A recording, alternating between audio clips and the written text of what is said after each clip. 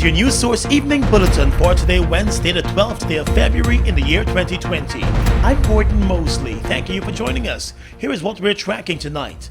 As panic grips the world with a death toll from the coronavirus climbing, Guyana continues to put stringent screening systems in place to guard against the virus here.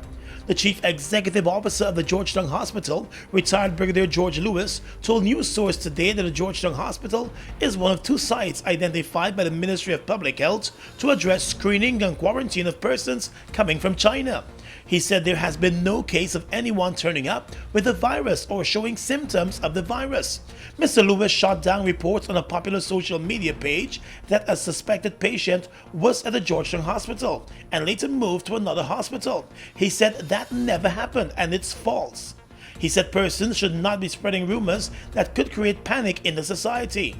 Meanwhile, the Deputy Chief Medical Officer at the Ministry of Public Health, Dr. Karen Boyle, during an interview on 94.1, explained that the Public Health Ministry is following all of the international guidelines set out by the World Health Organization to guard against the coronavirus. So the first thing we have to be cognizant of is we have no known cases of coronavirus in Guyana. We've no known cases of coronavirus in the Caribbean. In this region, Canada and America have had cases diagnosed. So we are at this point are not high risk, as Europe is high risk, China and that part of the world high risk. At this point, we are not declared as a high risk region. However, all it takes is one case to come.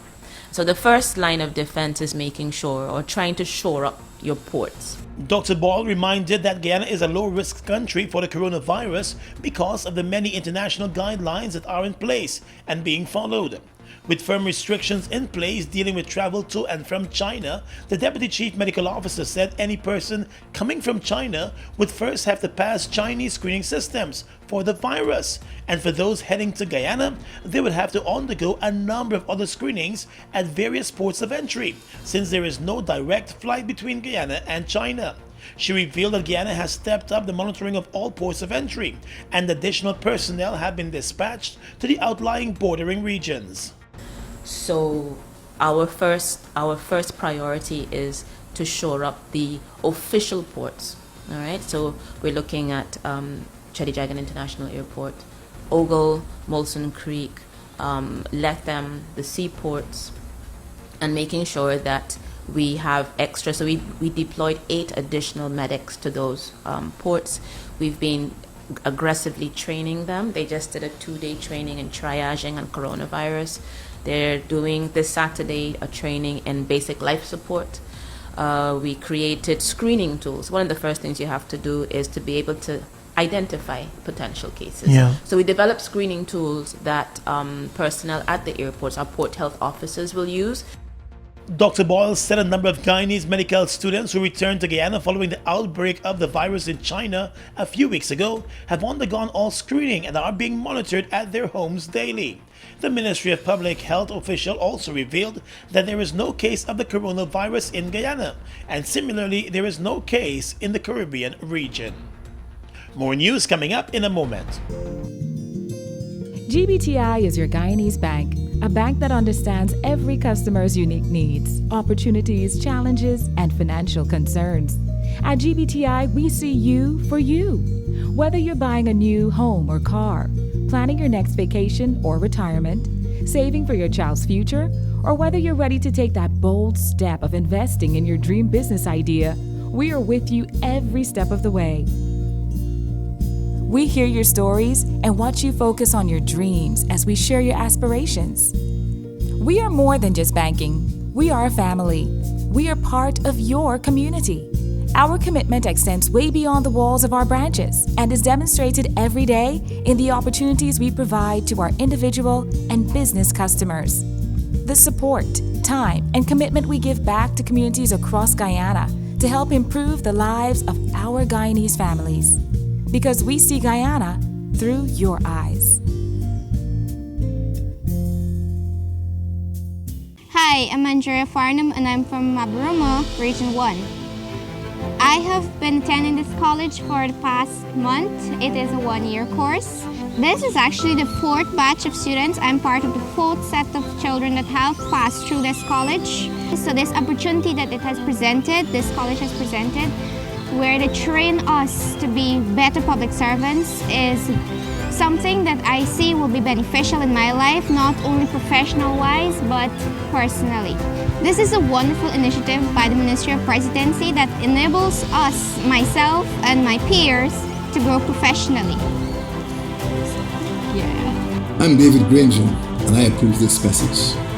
Fuel it up and drive, Super 95, tune up. Fuel it up and drive, Super 95, tune up.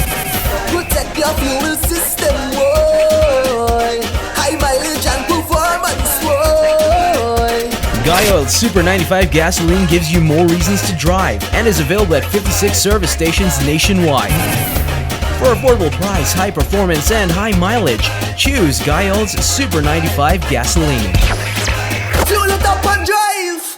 Voting without an identification card. If you are registered and eligible to vote but do not have your identification card with you on election day, for whatever reason, you can still vote. The Guyana Elections Commission has put measures in place to accurately identify voters without an identification card. When you go to the polling station, you would be asked your name and address and referred to the presiding officer who will interview you. The presiding officer would look at your face and compare with the photograph alongside the name on the folio to confirm that they are the same. If the presiding officer is satisfied that you are the person you claim to be, you would be asked to take the oath of identity or affirmation. You would then be allowed to vote.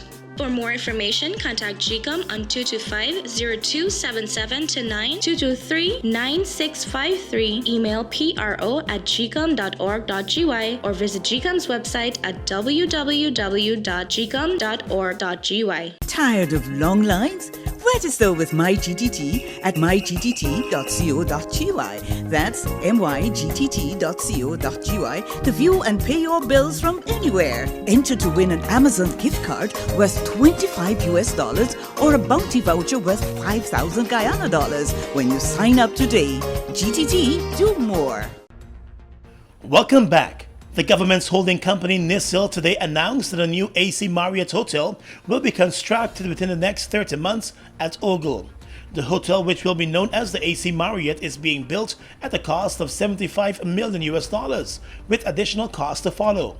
According to a NISIL statement, the new hotel is expected to provide an initial 400 plus jobs during construction and 200 permanent jobs upon completion. The hotel will have 150 rooms and will be constructed over 4 floors. The Guyana Investment Company is behind the project. Facilities will include conference rooms, offices, and some state-of-the-art living facilities, which will be integrated into the hotel complex. The CEO of Guyana Investment Company was quoted as saying that the move to build the hotel is the culmination of negotiations that NISIL had with his company, and the result is another major brand name hotel coming to Guyana. The CEO, John Abboud, said that he's excited over the fact that the project will finally be rolled out, stressing that the work of NISIL was significant in ensuring that the hotel project becomes a reality. He said the first-class hotel will cater for both business and tourism-related visitors. He revealed that the first cost will be to the tune of $75 million US, stressing that another significant amount of money is expected to be pumped into the project as they seek to take it to the acceptable international standard. Meanwhile, the Chief Executive Officer acting of NISIL, Colvin Heath London, said his team had engaged Guyana and is satisfied with their investment, saying it is ideal and timely. The construction of the hotel will take about 30 months. In the world of politics, one of the newly launched political parties, the Citizenship Initiative, has released campaign financing details, but has withheld the names of its 27 donors, even as it pushes for public disclosure of the source of funding of political parties. TCI, in a statement yesterday, said when parties are not required to disclose the source of its fund, then the public is unable to know those individuals or companies which influence decision making. This, the party said, establishes fertile ground for the exact sort of corruption that has stretched across governments in Guyana. The party also shared the view that the introduction of oil money into developing countries like Guyana with weak institutions overwhelmingly results in increased corruption and shady deals. But while the party provided a list of the amounts it received in donations over a 4-month period, the identities of the donors were concealed. The statement, which details the source of the funds, lists the financiers as donor, with an accompanying number in ascending order. The party maintains that it has strict records of each donor. The highest donation to the party was $462,000, and that came from a US-based supporter, while the smallest donation was $2,000, and that came from an online donation. Meanwhile, the party revealed that it has received over $2.5 million in donations between October of last year and the end of January. Of that amount, $2 million has already been spent, with close to $500,000 of the expended amount going towards outreaches in the United States. Let's tell you now that the issue of guns and gun violence in the region came up for discussion today at the Consultation Initiative, looking at the security sector and the implementation of the 2013 Treaty on Arms Trade. With Guyana sitting in the Latin America and Caribbean region where gun violence heads the list of deaths in the region, the Ministry of Public Security sees gun violence as an ever-growing threat to national security.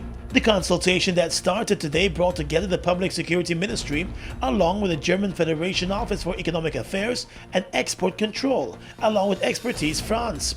At the opening of the two-day consultation, Minister of Public Security Kemraj Ramjatan said the circulation of weapons in the region remains an everyday problem. That we in Guyana live in a geopolitical space called Latin America and the Caribbean, in which there is the highest rates of violence and gun violence in the world. Minister Ramjatan said too many guns are finding their way in the wrong hands in Guyana and the rest of the region. While the emphasis might be placed on curbing the high rate of gun violence, the Public Security Minister said Guyana still faces the challenges in the implementation of the legislation and regulation to tackle gun violence. He said despite those challenges, this country will forge ahead with the implementation of international best practices that will control the flow of guns. Under the theme Agenda for Economic Development, the Change Guyana Party, which is headed by businessman Robert Badal, launched its manifesto for the upcoming elections yesterday. Mr. Badal, who is also the presidential candidate, said the manifesto offers a new level of strategic thinking to move the country forward. Badal added that his party has examined how exactly it plans to develop the country, and the manifesto reflects those plans. Our manifesto brings a new level of strategic thinking. It outlined a more balanced development, more regional development rather than developments in only Georgetown. It focuses on job creation and wealth creation because we feel that we cannot expand the pie that everybody is fighting for unless we create wealth. You cannot distribute unless you create that wealth. And that has been the failure of successive PPP and PNC administrations. It's based on private sector-led, incentivized investments and accelerated economic development. The 4-month-old political party, in presenting that manifesto and its agenda for development, said that it is the party's intention to reduce the value-added tax from 14% to 12% and to put more money into the hands of citizens. Mr. Badal said Change Guyana plans to ensure that more Guyanese have a more significant stake in the local economy. The manifesto also focuses on good governance. It proposes how the party plans to make interventions in the 5 regions that it will be contesting at the regional elections. It proposes how the party plans to make interventions in the regions that it will be contesting at the regional elections. Issues related to health, healthcare, and various forms of development are also featured in the manifesto. The Guyana Elections Commission has given full approval to the 2,352 places that will be used as polling stations at the upcoming March 2nd elections. With the approval given, the Elections Commission will now move to make those polling stations available online so that voters can know where they'll be casting their ballots ahead of time. The official list of electors has been online for the past 2 weeks. With just 20 days to go before the elections, the Public Relations Officer at GCOM, Yolanda Ward, indicated that over 13,000 persons have been trained as polling day staff, and the Commission is moving ahead with plans for the hosting of the elections. The discipline services will be casting their ballots on the 21st of February, 1 week ahead of the rest of the country. Ballots have already been extracted and prepared for the discipline services vote. Well, the Ministry of Education today kicked off the National Children's Mashramani competition as Guyana celebrates its 50th Republic anniversary. The competition will run throughout the rest of the week and culminates on Saturday with the children's costume and float parade through the streets of Georgetown. On Thursday, there will be the dance and masquerade competitions, and on Friday, the ministry will host the calypso and dramatic poetry competitions, as well as the very first National Children's Jingle competition. The new edition will feature jingles highlighting the issue of violence in schools. During the keynote address today, the Minister of Education, Nicolette Henry, said the children's competition is one of the highlights of the Manifesto Festival, and it's all about reflecting on Guyana's history and culture. Our theme for this year, which you are familiar with, is Guyana Together, Reflect, Celebrate and Transform. The theme underscores the importance of all Guyanese unity as one people in pursuit of a prosperous destiny of this great nation. The ultimate need for us to reflect and acknowledge the struggles and sacrifices of our ancestors. This reflection, of course, should build our determination to validate those sacrifices by enhancing our national state of identity. I trust we can do that with class and dignity in keeping with world-class standards. And the Education Minister also reminded the performers that they should always use their talents and the platform given to them to display their skills and to also educate those present with the various messages and themes of their pieces. Nevertheless, this is a year of transformation, restoration, and socio-economic evolution. So there is much to celebrate, and I would encourage you, as you showcase your talents, that you allow festivity to prevail. And I know the performances will be a spectacle to educate all of us here about what Republic means to us. And so your role is to display that brilliant transformation through your heartened performances. The Children's Mashramani competition has brought together students from all 10 administrative regions. Across the region is coming up next. We are legions of men standing strong, but never too proud to stoop and help someone. We must send a clear signal to all. Do right, walk in upright ways, knowing that's what being a man is all about. And ever aware that things will only get worse when good men do nothing. Stand strong. Be the one to live right.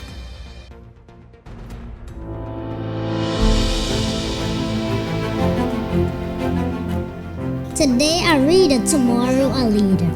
President Granger's 5Bs initiative has served as a support for our children's access to education.